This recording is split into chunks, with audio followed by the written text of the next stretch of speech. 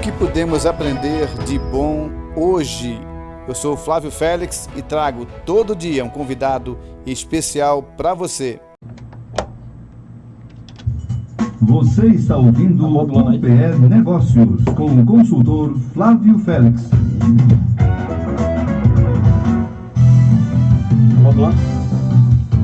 Muito bem, muito boa tarde, bem-vindo ao seu programa UPE Negócios, aqui na Rádio Web UPE, em sintonia com o conhecimento, sempre trazendo para você informação e a respeito do que acontece no Brasil e no mundo. E hoje, particularmente, cenário político e econômico com essas duas feras. Professor Tiago Santos, professor Jorge Arranja, boa tarde.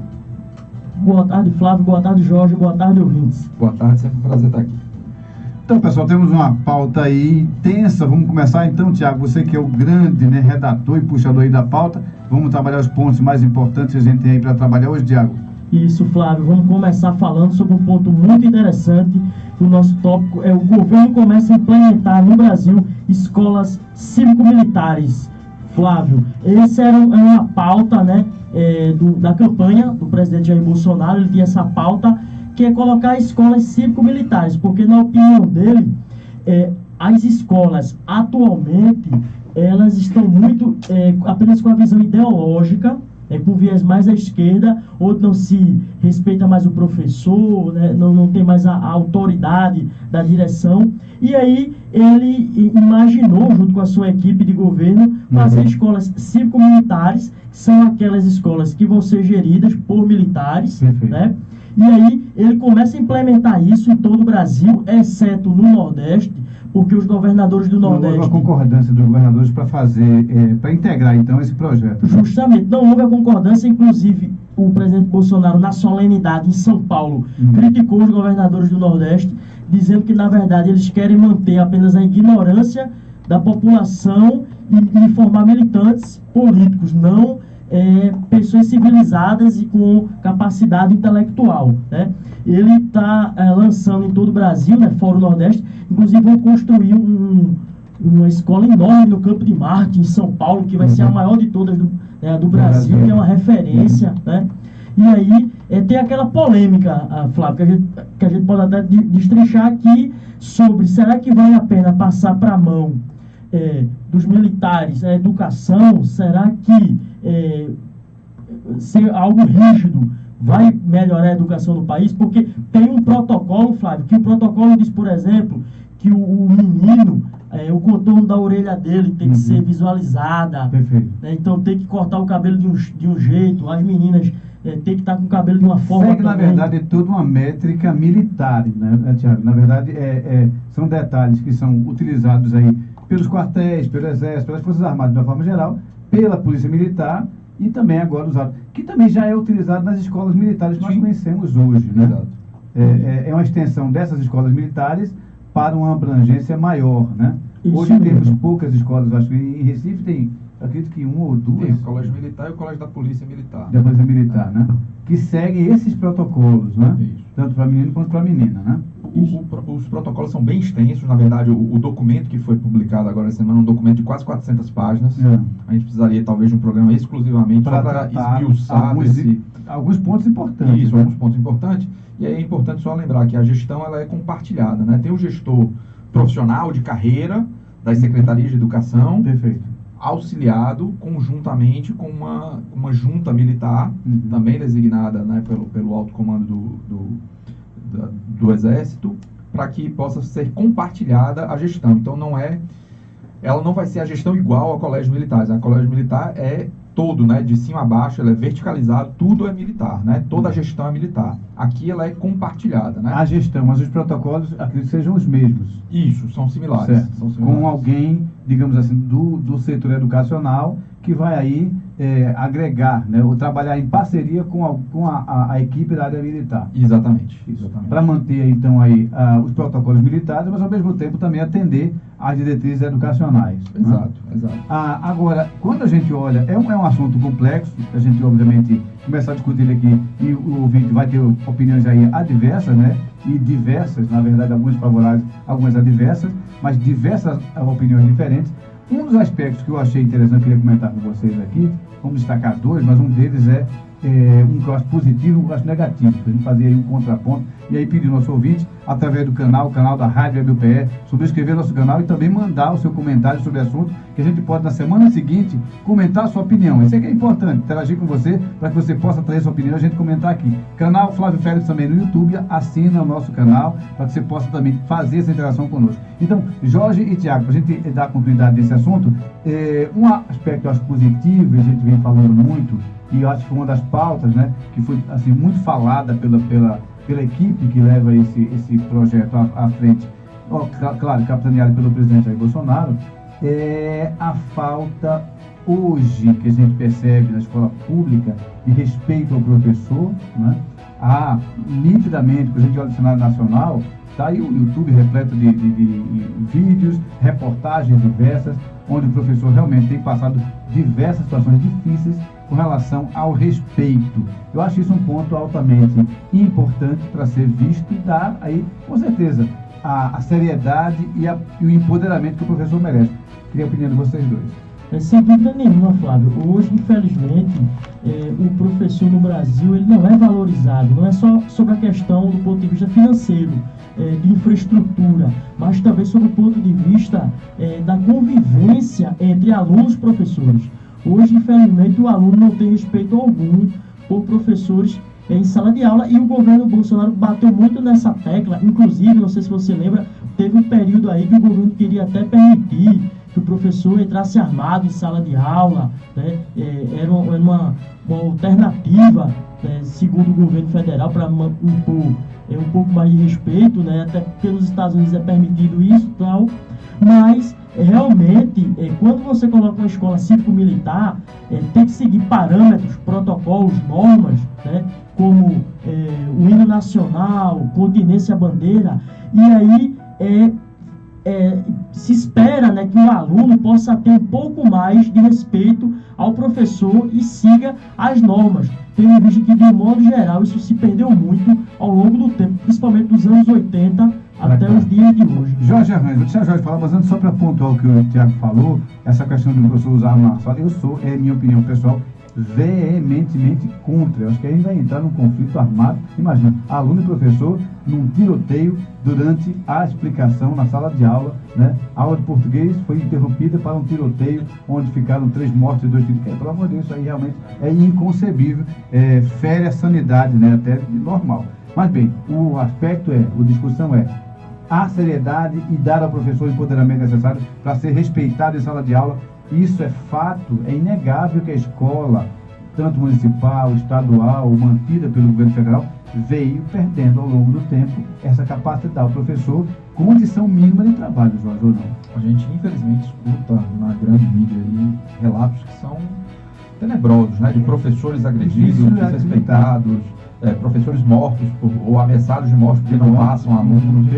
Então, é uma maneira de tentar se corrigir mais ou menos esse caminho, que hoje, se a gente olha não muito distante no tempo, 30 anos atrás, 40 anos atrás, o professor era uma autoridade. Nossa, muitas vezes o pai e a mãe é que falavam, olha, eduque meu filho, né? Isso. Delegavam à escola e falavam assim, ó, meu filho, que o professor falar é a mesma coisa que eu estar falando. Na minha época de escola, acho que na sua também, um pouco atrás, a professora é respeitado.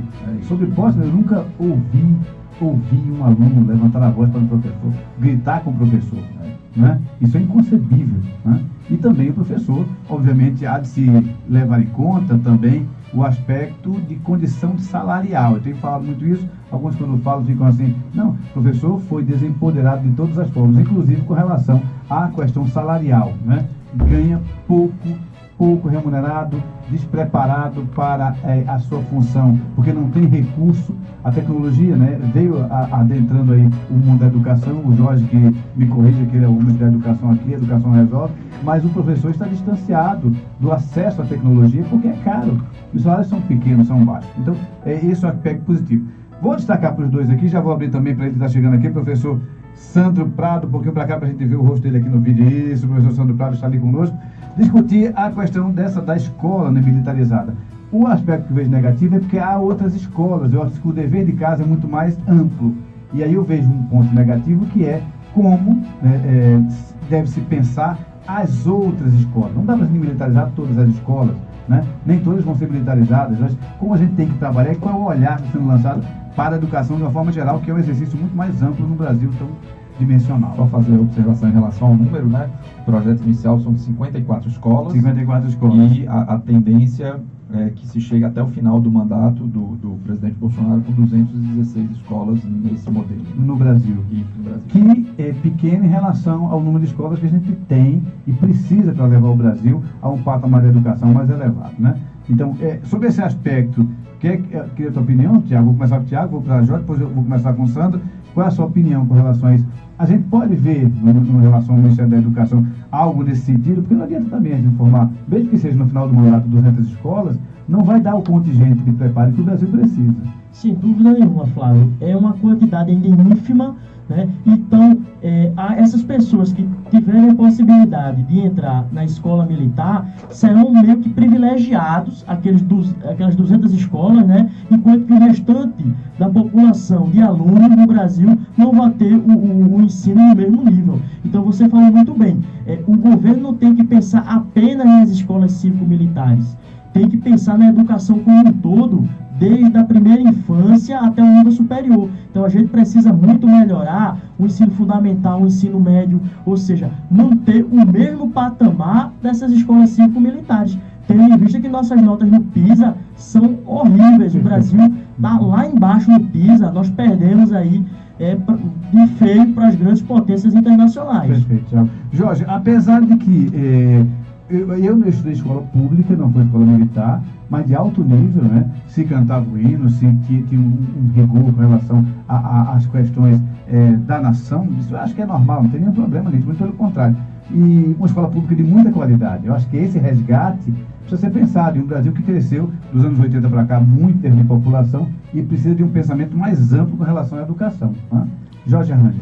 Se a gente for olhar, e aí pode até fazer uma perspectiva histórica um pouquinho maior, pegue os governadores do estado de Pernambuco, só para fazer um exemplo, e pegue os governadores do estado de Pernambuco lá atrás. Você vai perceber que a maioria deles, a formação deles é em escola pública. Verdade. Pegue os últimos agora, todos eles já são de escola privada. Eu lembro de Marco Maciel, uma época, ele reformou e inaugurou muitas escolas. Eu lembro dessa época, ele fez um trabalho muito grande com relação inclusive a escola na qual eu estudei, ele fez uma reforma enorme, a escola tornou uma referência. Hoje, infelizmente, eu revisito e é lamentável o estado em que ela se encontra. Conversando com o diretor atual dela, aquela velha visita que a gente faz para relembrar as pessoas, eu fiquei chocado, né, com a postura que ele hoje tem, que ele tem que ter para se defender da agressividade que é hoje o ambiente na escola pública. São raras as escolas públicas que são uma opção na hora dos pais escolherem. Muitas vezes é o pouco, porque não tem escolha financeira para colocar numa escola privada, e são pouquíssimas, raríssimas, que falam assim, eu quero que meu filho estude uma escola pública, infelizmente. Né? A minha era uma disputa na época, uma disputa incrível. Professor Sandro Prado, economista, e vai falar um pouquinho sobre o desenvolvimento da economia. Para crescer, professor... Não vou falar sobre o assunto que a gente estava conversando. Vai falar sobre economia, professor, porque a educação desdobra em economia. Tá certo. Nem molhar o bico, nem terminar a proposição. Para que a gente possa chegar a bons indicadores do PISA e de educação, precisamos de uma base educacional sólida, e para que o país consiga dar os grandes saltos econômicos sustentáveis, precisa de pessoas preparadas. Mas como é que o senhor vê, então, essa ação do governo com relação às escolas militarizadas, né, e à educação de uma forma geral? Professor, boa tarde. Bom, a gente já sabe que, como a educação de uma forma geral, é um dos piores governos de todos os tempos. Passaram 2 ministros, não sei qual que foi pior do que o outro. Né? Isso aí está olhos vistos. Né? Aquele era um terror, mas eu não sei... Colombiano, Tiago, né? Mas pelo menos como ele não fez nada, talvez ele tenha fez passado... a apresentação em PowerPoint, que é memorável, 3 slides, e foi apresentar para o Congresso e enfrentou diversos problemas. Né? Isso, mas ele não chegou a ter nenhuma ação. E esse novo Weintraub, as ações dele são tétricas. É muito ruim. Será que ele aguenta um pouco mais tempo? Ele está com uma situação um pouco... Está na pauta adiante. Mas enfim, então, em relação à educação, o governo federal está muito mal servido de ministros. Obviamente que a gente não tem uma política educacional a partir do momento que não tem um líder nessa pasta. né? A gente sabe que já passou da hora do atual presidente trocar o ministro, mas isso é um outro assunto. Bem, como a gente é um pouco mais experiente, vamos relembrar aí um pouquinho da nossa história. Em 1991, qual era a grande saída para a educação brasileira, então proposta pelo atual presidente da República, Fernando Collor de Mello? Foi a criação dos CAICs. Sim. Aquelas escolas diferenciadas, coloridas, de verde e amarelo, e que isso seria a salvação. Na verdade, a gente sabe que só trata de uma medida populista, não atende a todo mundo. Isso daí basicamente já é o início de uma medida populista do atual do governo visando a sua reeleição.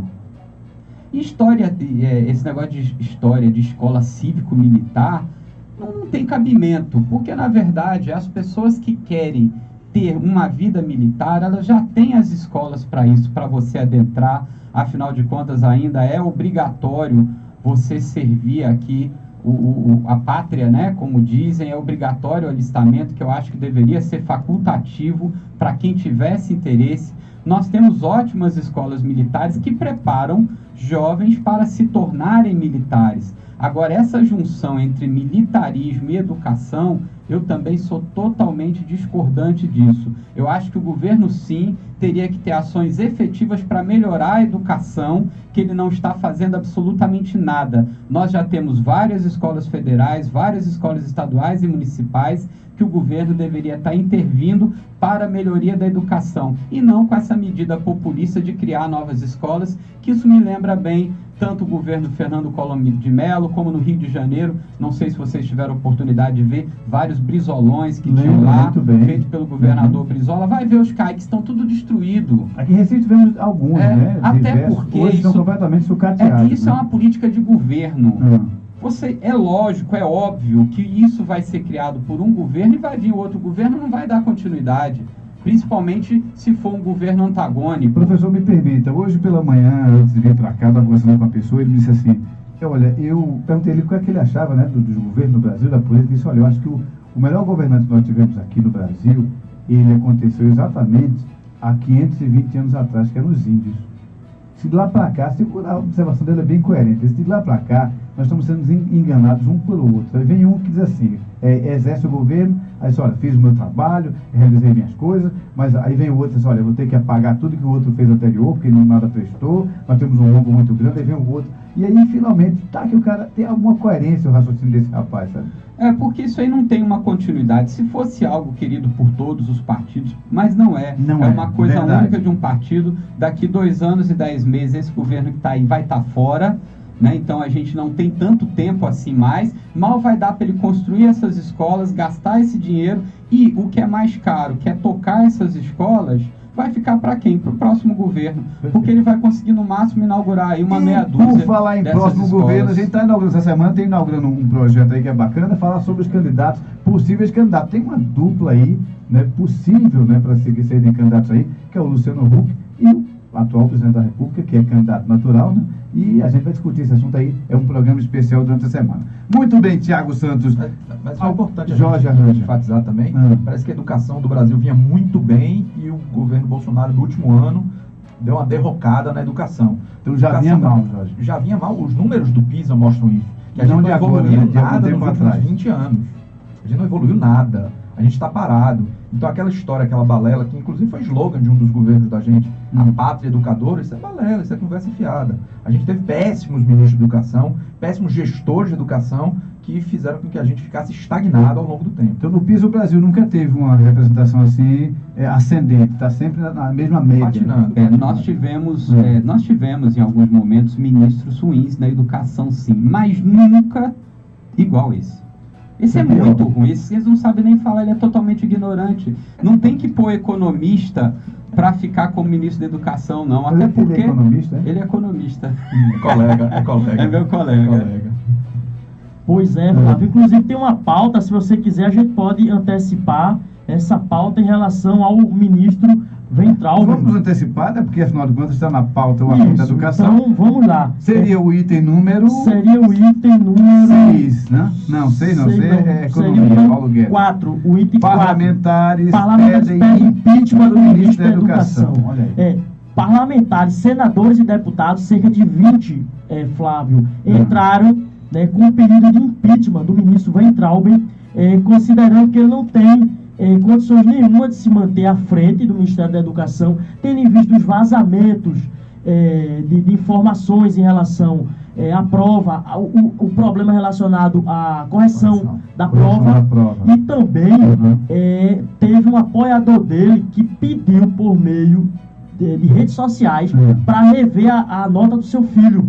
E ele disse que iria fazer isso, fazer uma revisão, ou seja, uma revisão individual para uma pessoa em detrimento de 4 milhões de pessoas. Né? Então, entraram com o processo o ministro Ricardo Lewandowski, que está com o processo na mão para avaliar, porque está previsto na Constituição Nacional que o ministro de Estado também pode sofrer processo de impeachment. Inclusive, o presidente Bolsonaro, por conta disso e por conta de todas as polêmicas do Weintraub, ele vem sendo fustigado a mudar o ministro, inclusive nas coxias, dizem que talvez o nosso pernambucano conterrâneo, Mendonça Filho, volte. É um dos cotados. Um dos grandes cotados. Passou na pasta, Jorge, com o Temer, né? Isso, ele é um grande cotado. Fez um trabalho legal. Trouxe a Pernambuco algumas possibilidades, algumas experiências, né? Péssimo também, principalmente para educação superior particular.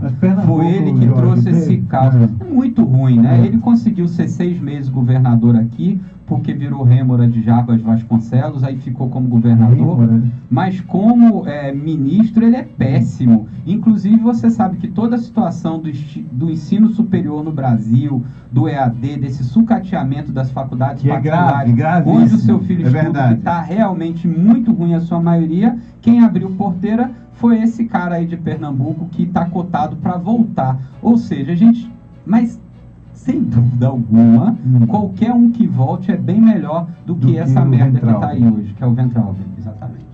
Jorge, Mendonça trouxe alguns benefícios para Pernambuco enquanto ministro da Educação.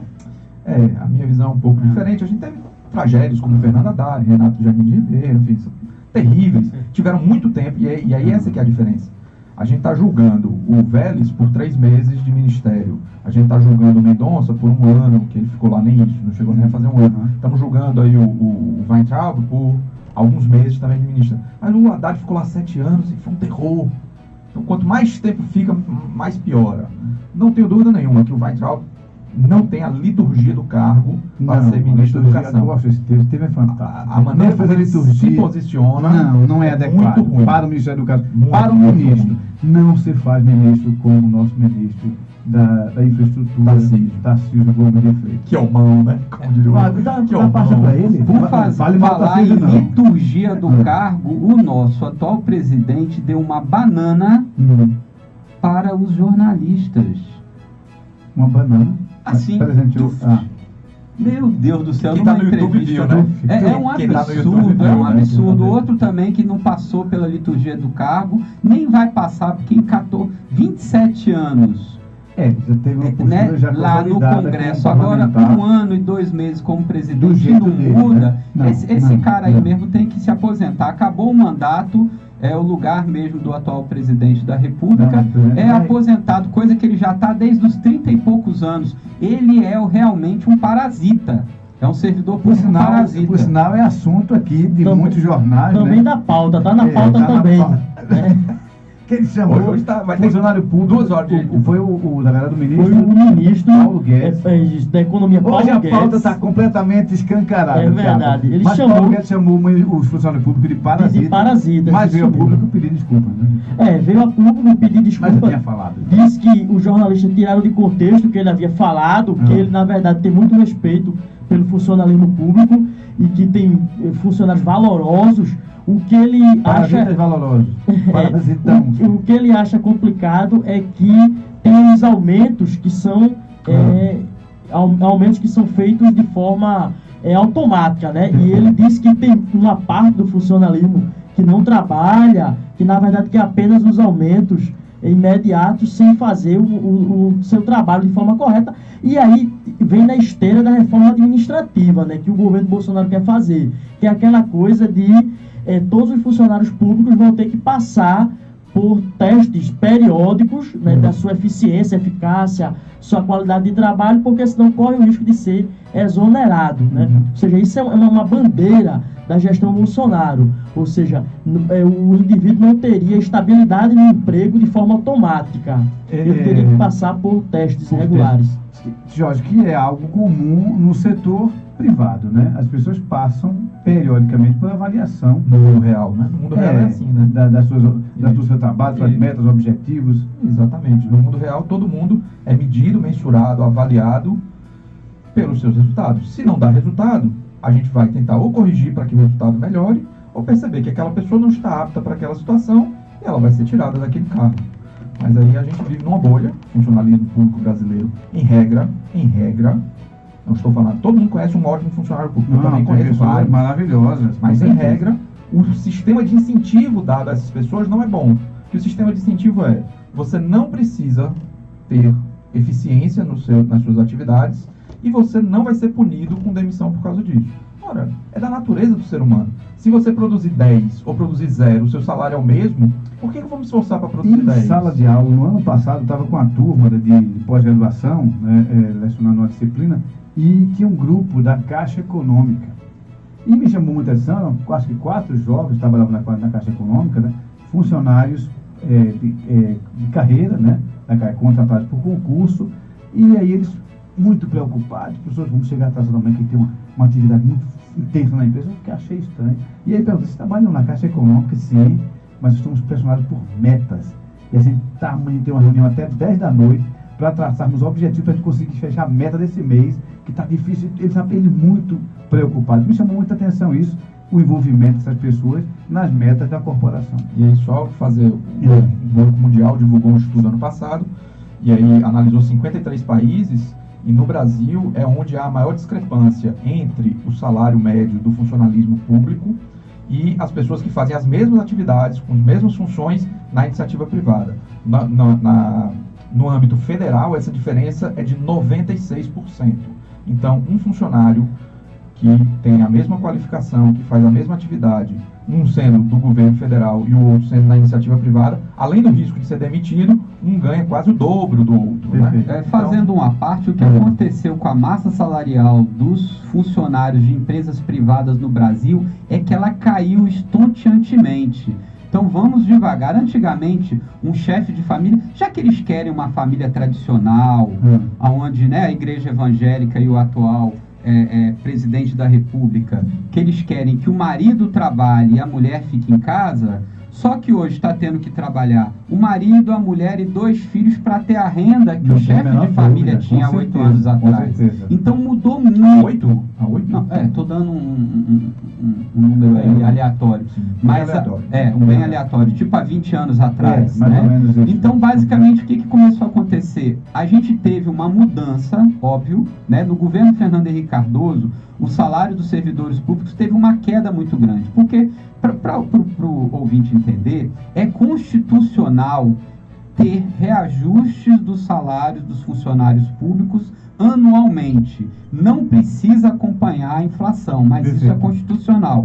Ou seja, tem a indexação. A indexação foi tirada dos funcionários da iniciativa privada. Certo. Quando isso aconteceu, que acabou com a indexação do salário da iniciativa privada, Fernando Henrique Cardoso ainda tentou reduzir esse valor, mas foi no governo petista que teve um reajuste significativo do valor do salário dos funcionários públicos. Em detrimento a isso, de maneira diametralmente oposta, houve uma queda vertiginosa dos funcionários de empresas privadas. Então, a gente tem que pôr isso também. Na verdade, hoje, o trabalhador brasileiro da classe média está ganhando muito mal.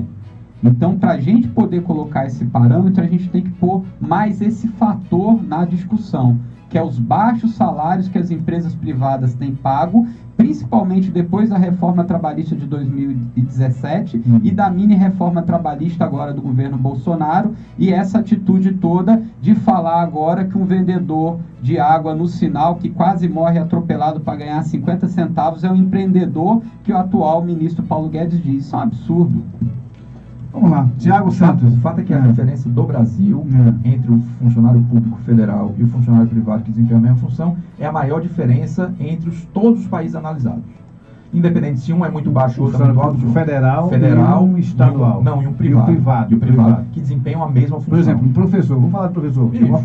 É professor. Então, ótimo. Professor numa universidade federal qualquer, no Brasil. Ganha, na média, o dobro do que uma pessoa que desempenha a mesma função numa faculdade privada. Eu acho que esse dobro ainda é um número muito simpático. 96% é o todo, né? É de todos os funcionários, né? Porque o número é muito mais caótico, a gente fala de professor. Eu falo que eu defendo a classe professor, eu vou defender o tempo todo, mas o professor no setor privado, ele está simplesmente numa condição assim desesperadora. Graças a Mendonça Filho, né, que está para voltar agora, o Weintraub, que diminuíram drasticamente o salário dos professores da iniciativa privada. Que é um absurdo. É um absurdo. Além disso, agora, já de algum tempo, né, a educação privada ela pode ter 40% das suas aulas na modalidade EAD. Ou seja, isso para o consumidor e para o cliente de uma forma geral das universidades entenderem, e o nosso ouvinte, o ensino à distância não requer tanta gente trabalhando assim. A redução é muito grande. Eu tenho um professor muito maiores, né? Mais ou menos uma média de quantos, Jorge? Professor tem turma de 300 alunos, de 350 alunos. Né? Isso. 1000. Tem mil. Por acaso eu dou aula em EAD já há 3 anos. Você conhece seus 1000 alunos na sua sala virtual? Não conheço ninguém. A disciplina chama Fundamentos de Administração, uma disciplina de primeiro período. Eu não conheço ninguém. Eles me conhecem porque me veem no vídeo, como eu sou muito bonito e inesquecível, eles passam a me conhecer. A gente vai para o intervalo que a mudança está olhando, mas é rapidíssimo, a gente volta já já. Rádio Web UPE. Aqui é sintonia. É conhecimento. É UPE. Na Rádio UPE, 14 horas e 35 minutos. Você está ouvindo UPE Negócios com o consultor Flávio Félix. Muito bem, muito boa tarde, bem-vindo ao seu programa UPE Negócios, e agora com força total, ele chegou aqui no meio do programa, mas eu esqueci de anunciar, professor Sandro Prado, boa tarde, já apimentando aqui o bate-papo e a conversa, já destituiu o Weintraub, já também Mendonça nem assumiu ainda, ele já tirou da jogada. Vamos continuar então falando aqui. Tiago Santos, tem uma pauta que você trouxe aqui que é bem curiosa, eles vão gostar de discutir. Presidente Jair Bolsonaro faz balanço de 400 dias de governo, então vamos começar com o Sandro Prado, professor. Geração de emprego, né? Economia, o Brasil sendo visualizado em Davos, algumas possibilidades da Índia, professor, com grande chance de fazer grandes negócios com o Brasil. Positivo ou negativo, professor? Vamos lá, eu vou dar, né, pelo menos a primeira colher de chá, né, em relação a ser um governo inexperiente. Todo mundo que entrou é totalmente inexperiente. O ministro da Economia é inexperiente. Não, experiência como gestor pública nenhuma.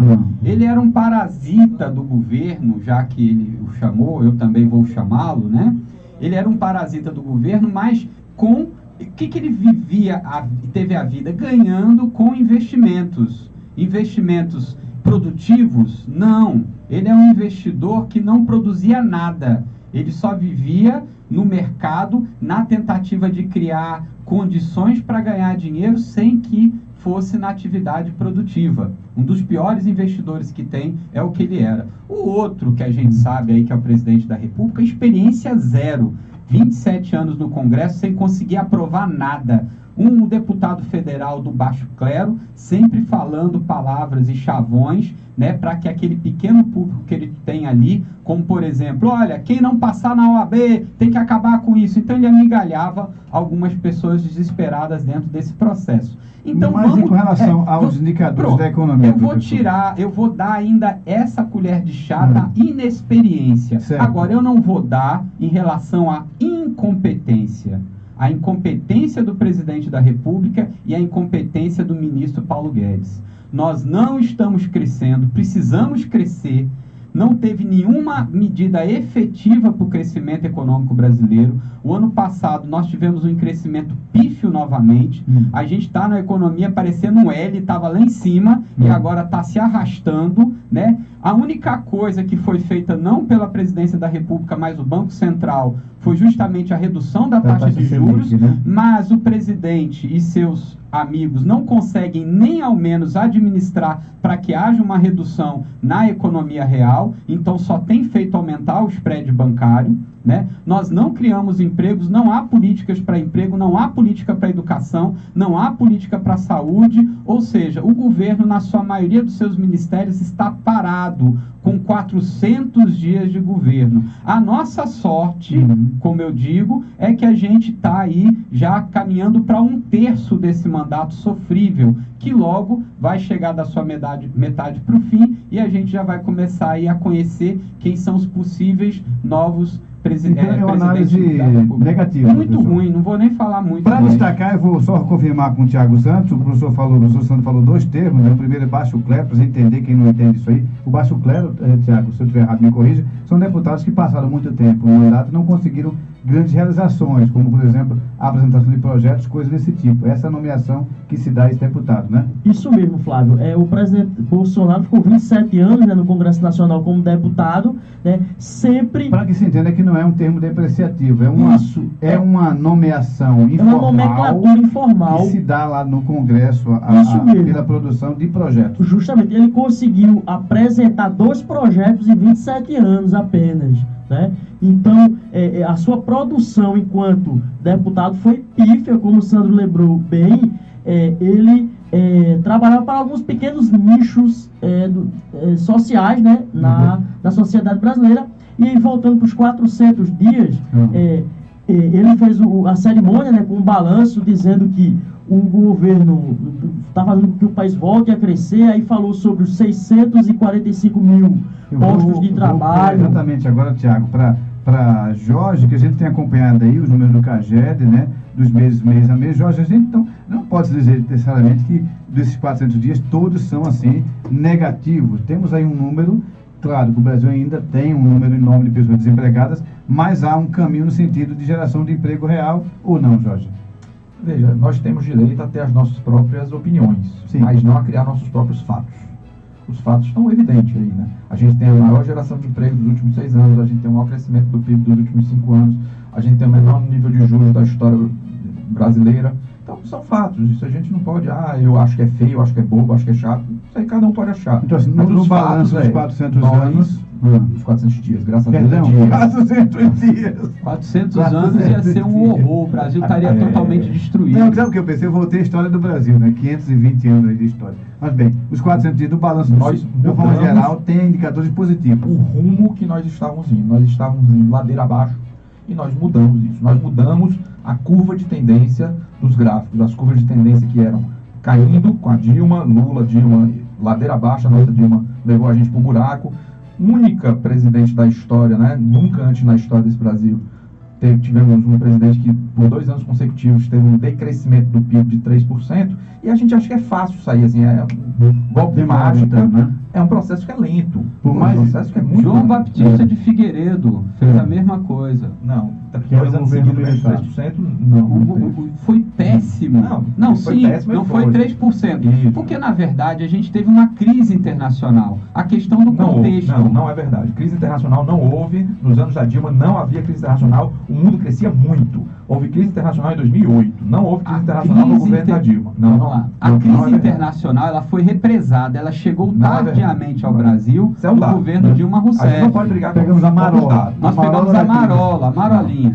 O mundo crescia muito e o Brasil em 2014, em 2015, em 2016, e o Brasil caía 3% cada um desses anos. Então, Tiago Santos, a gente tem uma expectativa aí para frente de crescimento mais sustentável. O Brasil, claro, a gente tem um número que ainda não é muito favorável. Quando a gente fala de desemprego, o desemprego eu acho que é o maior mal, né, que dentro de uma sociedade, porque aí você tem consumo reduzido, pessoas não têm acesso à alimentação, saúde. A expectativa, Tiago, é positiva para esses próximos anos? A expectativa é positiva, se espera que o Brasil possa crescer esse ano 2%, 2 a 2,5%, só que a gente não pode esquecer, Flávio, que tem a questão do coronavírus agora. Nós não sabemos que impacto na economia internacional, tendo em vista que a China é o ator central da economia internacional e nós somos o maior parceiro comercial da China. Se a China decrescer o seu PIB, que é o que se espera, seja abaixo de 6% na China, a gente vai sofrer também. Mas a expectativa inicial é que a gente pudesse crescer 2% e gerar cerca de mais 1 milhão, 1,5 milhão de empregos nesse ano de 2020. Então, a tendência ainda é muito pequena em relação ao exército de pessoas que tem hoje desempregadas. Isso, nós temos 12 milhões de desempregados oficialmente e ainda é considerado empregado aquele que é o, como o Sandro colocou, considerado empreendedor, aquele que está fazendo entrega, vendendo água no sinal, fazendo Uber de bicicleta. Justamente, a uberização é considerado empregado. E é precário demais. Não, deixa eu fazer uma correção aqui. Esses 630 e poucos mil postos de trabalho são de carteira assinada. É verdade. Então não contabiliza esse quando falamos, você não considera isso. É verdade. É posto de trabalho mesmo do CAGED, né? A gente volta daqui a pouco para o trabalho, mas vamos continuar a pauta. Só fazer uma observação. Toda semana sai o boletim Focus, né? A gente reporta aqui muitas vezes. E a previsão do PIB para esse ano é de 2,30% de crescimento e para o ano que vem 2,50%. Lembrando, isso é previsão, né? Pode ser que essa previsão não se concretize. Contando com o aspecto da economia favorável que o Thiago destacou agora. Essa situação da China realmente é assustadora. É verdade, essa situação é complicada que vai ter um impacto internacional com certeza. Agora a gente precisa ver que impacto o Brasil terá. Apesar de que os especialistas dizem, Sandro aqui é economista, sabe disso, que com a taxa de juros baixa, do jeito que está 4,25%, se espera que a economia aqueça mais, porque o indivíduo não tem como ganhar dinheiro como rentista. Ele tem que ir para a economia real, tentar ganhar dinheiro na economia real, tendo em vista que a taxa de juros está muito baixa, 4,25%. De fato, Sandro, isso é uma verdade? Pode acontecer? Isso. A especulação financeira, né, que é muito conhecida do atual ministro da Economia, que era o especulador. Sim. Então, a especulação financeira, obviamente, ela reduz muito no Brasil a partir do momento que a gente tem uma taxa de juros Selic baixa, levando a muitas pessoas a consumirem em vez de pouparem, e muitos empresários ou investidores ou vão investir aqui ou estão levando esse dinheiro para outros lugares, o que está trazendo também uma certa dificuldade no nosso balanço de pagamentos. Então, isso é fato. O que acontece é que a inflação brasileira, ela fugiu ao controle no final do ano, ela foi acima da meta, então não significa que a gente vai poder continuar com taxas de juros tão baixas assim. Então agora está em 4,25%, a gente teve uma queda semana passada, mas pode ser que o Banco do Brasil tenha que fazer uma inversão se a inflação fugir ao controle. Principalmente aí com o preço dos combustíveis, o Banco Central, principalmente aí com o preço dos combustíveis, dos preços que são monitorados pelo governo, como de energia elétrica e outros preços que podem fazer com que a inflação suba. Por sinal, quero aproveitar você, o presidente da Ford aqui na América Latina, eu acho que é uma Argentina, ele estava reclamando da situação cambial hoje do Brasil, falando que a Ford pode reduzir muito as suas iniciativas aqui no Brasil em função do câmbio hoje que o Brasil está trabalhando. Está um terror, né? Uma outra coisa, graças aí ao atual presidente Paulo Guedes, a nossa moeda está super desvalorizada. Além do combustível estar super elevado, coisa que ele falou que ia diminuir, e agora passou a bola para os governadores de estado, né? Ele quer que os governadores de estado diminuam o ICMS cobrado sobre combustível e o governo não está fazendo realmente a sua parte nessa redução. Então é isso, gente. A gente escuta, é muita falácia que o governo tem. O governo federal pode diminuir o ICMS? Não, mas ele pode diminuir todos os outros tributos. O ICMS tem que ser o Estado, né? Claro, sem dúvida alguma. O ICMS, ele é um tributo estadual, tá? Mas é o Estado. Todos os estados, o principal receita dos estados advém através do ICMS, né? Mas grande parte de todo o tributo que é colocado nos combustíveis são tributos, contribuições federais, né? Fora que a partir do momento que se deixou ao livre mercado, né, e hoje com o câmbio muito desfavorável, a gente teve um grande reajuste dos combustíveis no Brasil, o que trouxe também reajuste do frete, reajuste de preço, fazendo com que a inflação fugisse do controle no ano passado. Então, pode haver uma inversão na taxa de juros. Então, nem a taxa de juros deve ser mantida em 4,25 até o final do ano. Possivelmente ela tem um aumento. Nem o crescimento vai passar de 2%, por várias variáveis que a gente vê. Se a gente for ver o mesmo boletim Focus do começo do ano passado, ele também projetava um crescimento para o Brasil acima de 2% nesse ano, e a gente ficou com o mesmo desempenho do governo Itamar Franco, cerca de 1%. E o dólar, o que tem acontecido? Tem havido uma fuga muito grande de investidores no Brasil, né? A gente está exportando bastante, e para exportar bastante, o governo também utilizou essa, essa maleabilidade em relação do Banco Central à intervenção no mercado de moeda estrangeira, coisa que Paulo Guedes, ele falou, ele verbalizou algo que ele nunca deveria ter falado, né? Mas a gente já sabe, depois da verbalização, que é a intenção dele mesmo essa desvalorização. Tanto que o presidente Trump começou a querer adotar políticas protecionistas em relação ao Brasil e citou o caso do aço, porque ele viu que essa desvalorização é algo que poderia ser controlada pelo governo, como sempre foi dentro do mercado cambial. Então a gente tende mesmo a ter uma desvalorização da moeda para que melhore o desempenho das nossas exportações. Em contrapartida, tudo que é importado torna-se mais caro para o consumidor brasileiro. Então a gente está com uma moeda, em termos aí nominais, com uma desvalorização extremamente elevada. Mas tende a continuar então dessa forma? Sim. Muito bem. Vamos tentar cobrir nossa pauta, por favor, só para a gente aproveitar, né? Você sempre gosta de boas notícias, né? Boas notícias. Semana passada a gente teve investimentos estrangeiros, só aqui em Pernambuco, 600 empregos diretos do Atacadão, que é uma rede que é do grupo Carrefour, né? O Atacadão, grupo francês Carrefour. E a gente teve também a Isaac, que é uma empresa japonesa, que vai gerar 1.600 vagas aqui em Pernambuco também. Então, são as empresas estrangeiras, aproveitando que o dólar está mais barato, conseguem fazer mais investimentos aqui e elas vão conseguir gerar emprego. Então é isso que a gente precisa, geração de emprego. Só aqui em Pernambuco, essa semana, são 2.100 vagas dessas duas empresas. O medo é, por exemplo, esse anúncio da Ford, a empresa da América, falando de desinvestimento, no caso deles, porque parte do que eles compram, né, que eles montam, a montadora, vem de fora e ele está sendo aí altamente penalizado e vê uma redução aí de emprego. E a Ford iria absorver parte da mão de obra segundo aí um acordo com a prefeitura de, acho que, entre uma cidade de São Paulo, não sei se foi Ribeirão Preto, ou uma cidade que estava passando uma dificuldade, e fizeram um acordo para que ele absorvesse parte da mão de obra. Mas ele já vê como impossibilidade em função da dificuldade econômica para a empresa, né? Olha, vamos ser sensatos.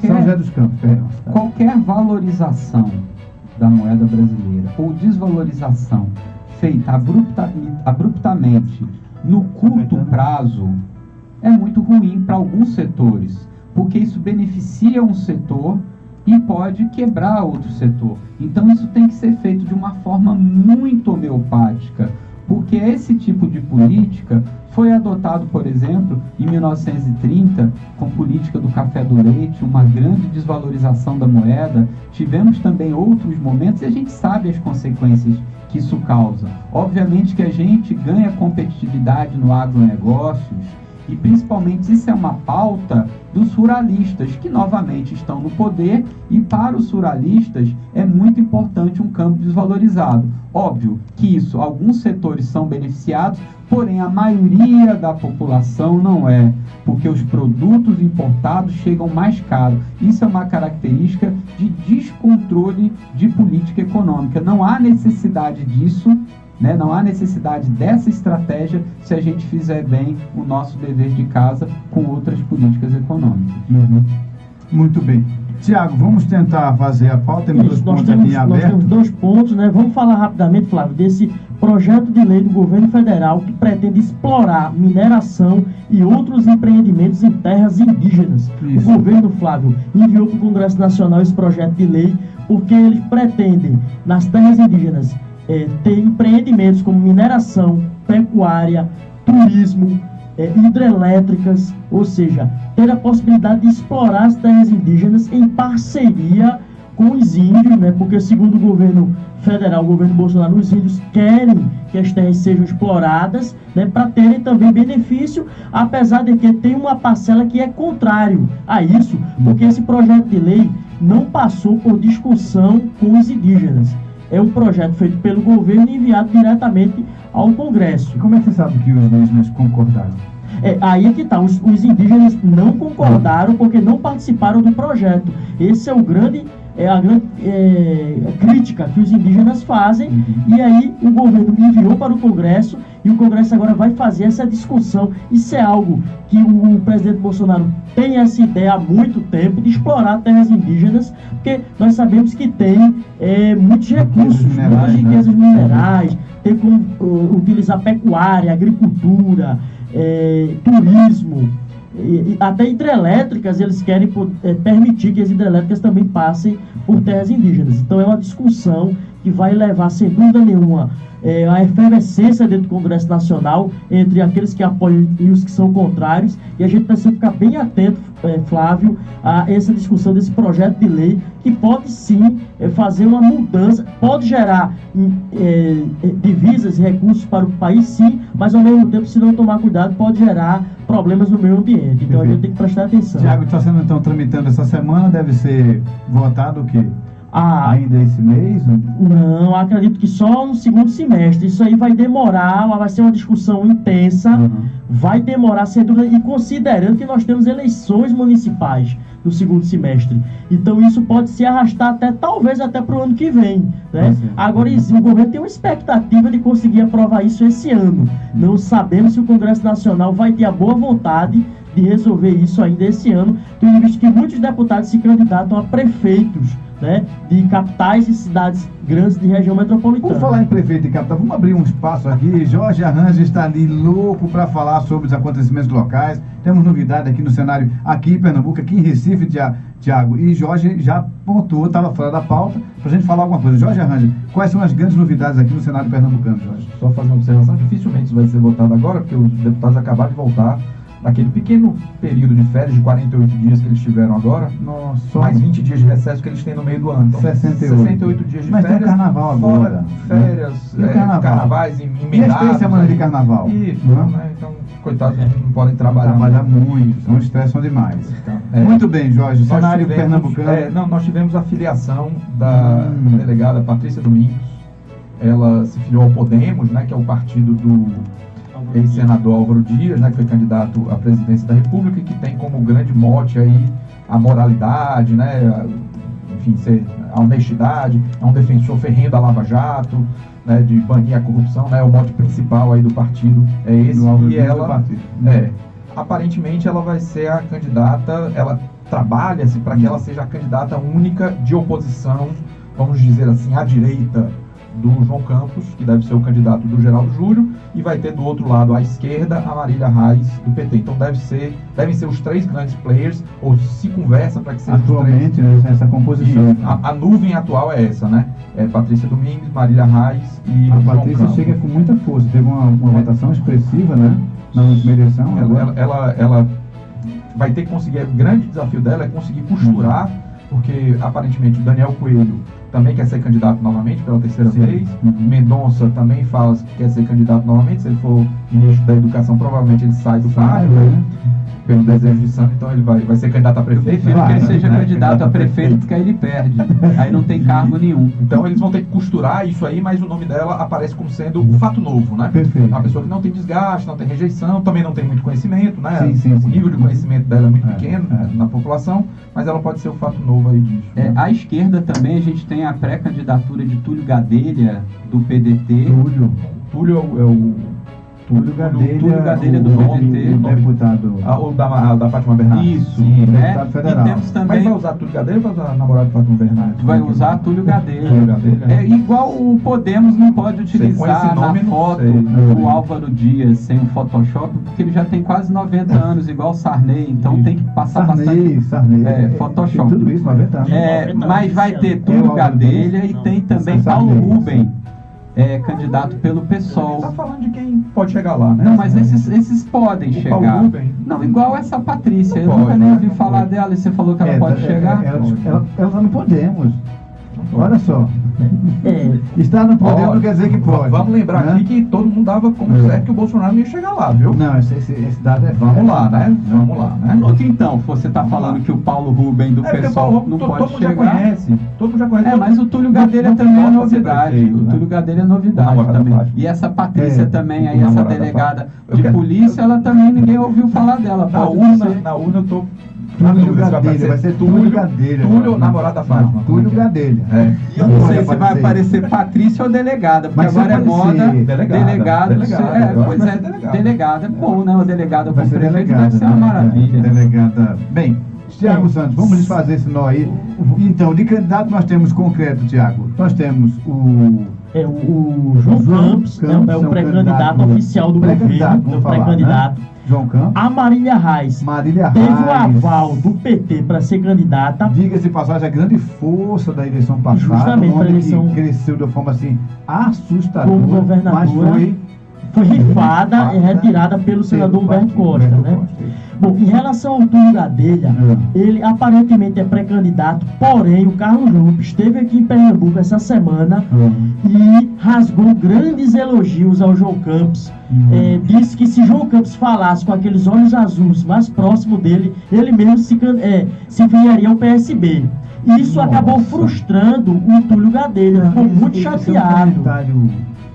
Totalmente desnecessário. Justamente, ele ficou muito frustrado. Tem coisa que a gente não comenta na vida. Porque ele esperava o apoio formal, oral, do seu presidente. Claro. Mas o presidente veio aqui, almoçou com o Paulo, com o Geraldo, com o próprio João Campos e disse que estava apaixonado por ele. Se ele falasse um pouco mais próximo dele, ele mesmo se filiaria ao PSB. Isso frustrou o Túlio Gadelha.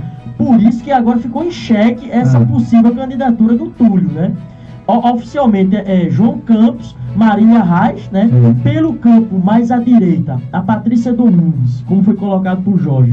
Ela tem pouco conhecimento, mas ela ganhou uma certa notoriedade porque ela entrou no embate com o governador Paulo Câmara, né? Então ela tem chance de crescer muito. Agora vai depender de como é que a direita vai se compor.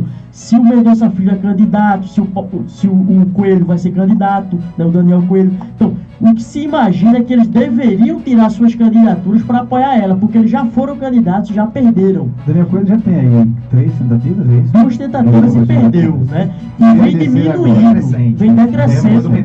Justamente, vem decrescendo o número de votos dos dois. Então, a direita, teoricamente, deve fechar na Patrícia Domingues, né, que é uma delegada que pegou um certo prestígio aqui em Pernambuco. E então ela seria o grande nome mais à direita. Dizem que ela pode ser apoiada pelo Sérgio Moro e eventualmente até pelo Bolsonaro, né? Possa apoiar ela, não deixa de ser apoios importantes. E o João Campos, que deve ter apoio do PSB, do atual prefeito Geraldo Júlio, né? E tem a Marília, que pode vir a tirar parte do eleitorado, sim, da Frente Popular, né? E agora a grande incógnita é se o Túlio vai ser candidato também, depois das declarações do Carlos Lupe, né? Então, a efervescência gigante no Recife, essa eleição vai ser quente, sem dúvida nenhuma. Já começou, né? Já começou, esquentando cada dia mais. São posições assim assustadoras, realmente. Muito bem, estamos chegando ao final, a gente cumpriu, acho que e para terminar, eu acho importante falar da campanha, principalmente agora no Carnaval do governo federal, da abstinência sexual entre os jovens. Governo divulga campanha a favor da abstinência sexual entre os jovens. Isso mesmo, Flávio, Jorge, Sandro, a ministra Damares Alves está à frente dessa... Ela ainda existe? Existe, com certeza. Não, olha... Ela está à frente da campanha, Flávio. Jogado fora, meu Deus. Essa ministra possivelmente foi Jesus que falou para ela lá na Goiabeira sobre essa campanha maravilhosa que ela está agora promovendo. Ela quer que os jovens, Flávio, mantenham relações sexuais mais tarde, ou seja, abstinência sexual, porque os dados internacionais da OMS dizem que o Brasil, a cada 1.000 jovens, 62 engravidam ainda na adolescência e pré-adolescência, enquanto que a média mundial é na casa de 30 jovens. A gente tem cerca de o dobro da média internacional, e ela quer que o jovem vai estudar, vai se tornar uma pessoa mais religiosa e esquecer a relação sexual, manter só depois do casamento para frente. Os especialistas criticaram, disse que essa não pode ser uma política central do governo, né, baseada em abstinência sexual. O governo diz que essa campanha ela é complementar às campanhas tradicionais de preservativo, né? Então, a educação sexual, eu acho que educação é o grande sexual, foco, né, sexual nas escolas. As pessoas entendam realmente justamente os complicadores de uma gravidez muito recente, as questões econômicas, isso tudo, claro, louvável. Isso é educação. Sem dúvida nenhuma, Flávio. Porque a educação sexual nas escolas é muito mais importante, porque forçar o jovem a não manter relações sexuais é algo meio que fantasioso, é enxugar gelo, porque o jovem é transgressor por natureza. Vamos fazer uma pesquisa aqui com os jovens. Zé Roberto Camutanga, você, que lado você está? Na próxima programa ele fala que acabou o tempo, ele vai falar depois. Muito bem. Meu amigo Jorge Arranja, Tiago Santos, Sandro Prado. Só, Flávio, fazer um complemento. À vontade. Esses dados que a gente tem, em muitos países a gente teve uma situação dramática, que é o país de Uganda, que era o país que tinha o maior número de pessoas contaminadas com HIV no mundo. E ele fez uma campanha muito forte, baseada em 3 pilares, que era o uso de preservativos, era a fidelidade, você não ter vários parceiros, e abstinência. E os resultados foram extremamente positivos. Então, ridicularizar quando fala que é uma política complementar, tanto que a apresentação desse programa foi feita pelo ministro da Saúde, o Mandetta, e não pela Damares. A Damares entrou como um complemento disso, é desconhecer a realidade de um país que viveu um drama, maior drama, né, que a gente tem na história do HIV, foi o Uganda, ele conseguiu reverter com essa política. Então, esse seria mais um aconselhamento do que uma legislação. Até porque não dá para proibir, né? É uma campanha, né? Então é como a campanha de se beber não dirija, né? É a campanha faça sexo no carnaval, mas use preservativo, né? Não é uma campanha que fale para não fazer sexo durante o carnaval, mas para usar preservativo. Então essas campanhas de ideias, né? Obviamente elas são bem-vindas, complementarmente, principalmente dentro da questão da unicidade da família, de momentos e de educação. Mas tudo isso tem que ser concatenado, né? E como o Jorge disse, muito bem administrado com uma de políticas públicas. Então o contexto é como complemento, é como educação. Então, isso, exatamente. A Damares está trabalhando, tá? Uma semana de trabalho para ela, positivo? Isso mesmo, a Damares está trabalhando em silêncio, mas está lá trabalhando. Então vai aumentar a música. Muito bem, olha, a música, o som da música. Damares é louca, total. Muito bem, meu amigo Sandro Prado, Ricardo Lima, Sandro Prado, Jorge Arranja, Tiago Santos, muito obrigado, até a próxima semana. Muito obrigado, até semana que vem. Muito bem, você que nos ouve, 10 da noite, reprise, canal Rádio Web UPE, canal Flávio Félix no YouTube, se inscreve nos canais e acompanha nosso trabalho. Forte abraço, até amanhã. Acabar você não para de falar, não, pelo amor de Deus. Você acabou de ouvir UPE Negócio. Ficou animado. Do Now English Group, um grupo de conversação e estudo da língua inglesa. Partindo do zero e em 6 meses você estará ampliando seu inglês. Participe do projeto 40+, método prático voltado para você que tem mais de 40 anos. Uma geração maravilhosa, uma geração de pessoas incríveis, novas oportunidades. Melhore seu currículo, elimine concorrência, aumente seus ganhos, fale com o mundo, relacionamentos, novas oportunidades. Do Now English Group.